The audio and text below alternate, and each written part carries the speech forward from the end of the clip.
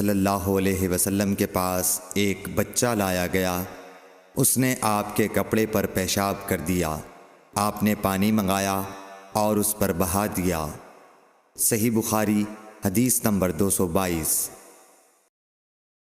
ام قیس بنت محصن نامی ایک خاتون رسول کریم صلی اللہ علیہ وسلم کی خدمت اقدس میں اپنا چھوٹا بچہ لے کر آئیں، جو کھانا نہیں کھاتا تھا، یعنی شیر خوار تھا۔ رسول کریم صلی اللہ علیہ وسلم نے اسے اپنی گود میں بٹھا لیا۔ اس بچے نے آپ کے کپڑے پر پیشاب کر دیا۔ آپ صلی اللہ علیہ وسلم نے پانی منگا کر کپڑے پر چھڑک دیا اور اسے نہیں دھویا۔ صحیح بخاری حدیث نمبر 223۔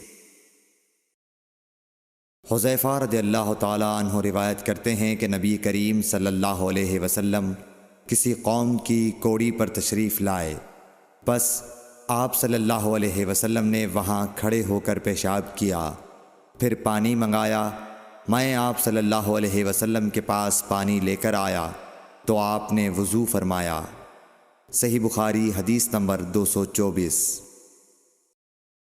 حذیفہ رضی اللہ تعالیٰ عنہ کہتے ہیں کہ ایک مرتبہ میں اور رسول کریم صلی اللہ علیہ وسلم جا رہے تھے کہ ایک قوم کی کوڑی پر جو ایک دیوار کے پیچھے تھی پہنچے، تو آپ اس طرح کھڑے ہو گئے جس طرح ہم تم میں سے کوئی شخص کھڑا ہوتا ہے۔